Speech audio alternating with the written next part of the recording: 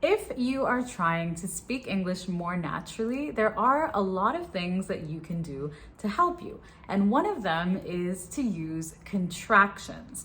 If you don't know what contractions are when you connect two words to make one word by removing some of the sounds or the vowels. So for example, I am becomes I'm.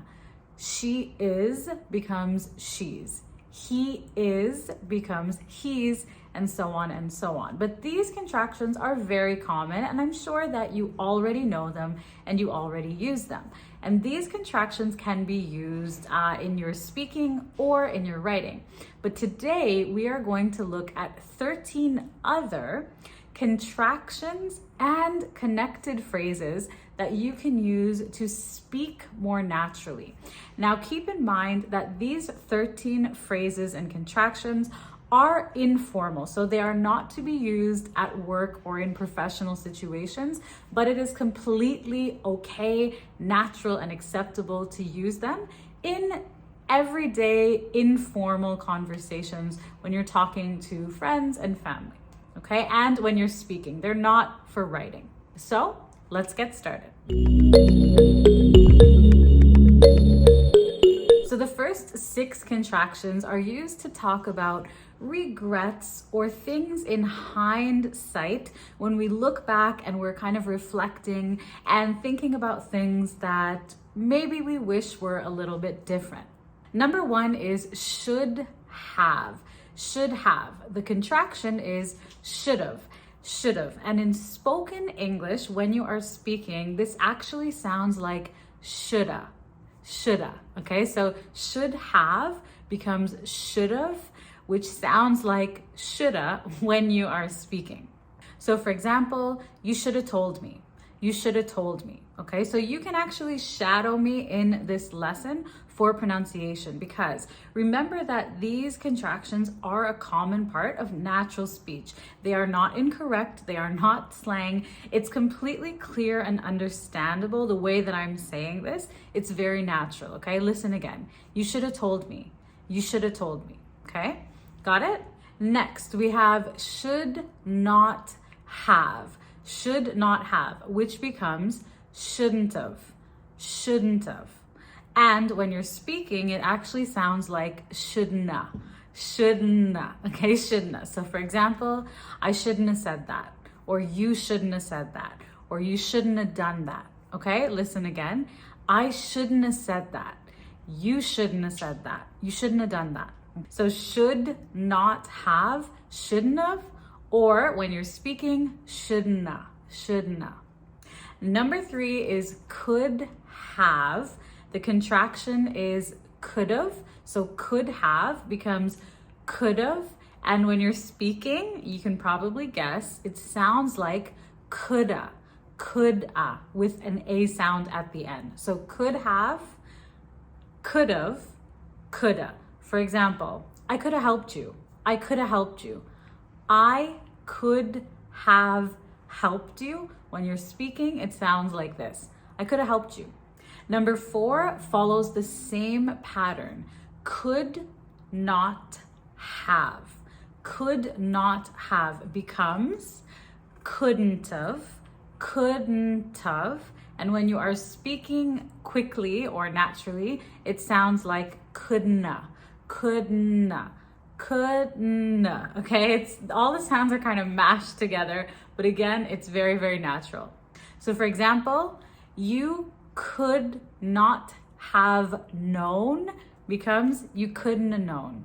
You couldn't have known. Okay, you couldn't have known. So try shadowing me with these. Number 5, would have. Would have. The contraction, would have. Would have. And when you're speaking, sounds like woulda. Okay, so would have becomes would have, which sounds like woulda when you are speaking. So for example, I would have asked you earlier if I'd known. I would have asked you earlier if I'd known. I would have asked you earlier if I'd known. And when your subject is I would have, you can actually make these 3 words into a contraction. I'd have, I'd have. So instead of I would have, you can say I'd have. So I'd have asked you earlier if I'd known. I'd have asked you earlier if I'd known. I'd have asked you earlier if I'd known. The same pattern again, would not have. The contraction is wouldn't have. Wouldn't have, okay? Wouldn't have. And when you're speaking, it can sound like wouldna. Wouldna, okay? We're kind of mashing the sounds together. So for example, I wouldn't have done that. I wouldn't have said that. So this sounds very natural when you are speaking continuously, fluently, and a little faster. So I wouldn't have done that. I wouldn't have said that. Number 7 is let me. Let me. Now, let me sounds like lemmy. Lemmy when you are speaking. Lemmy is not actually a word, so do not use it in your formal writing. Remember, these are when you are speaking, okay? But lemmy, this word, you can also use it when you are chatting, maybe on WhatsApp or on social media, in an informal way with friends.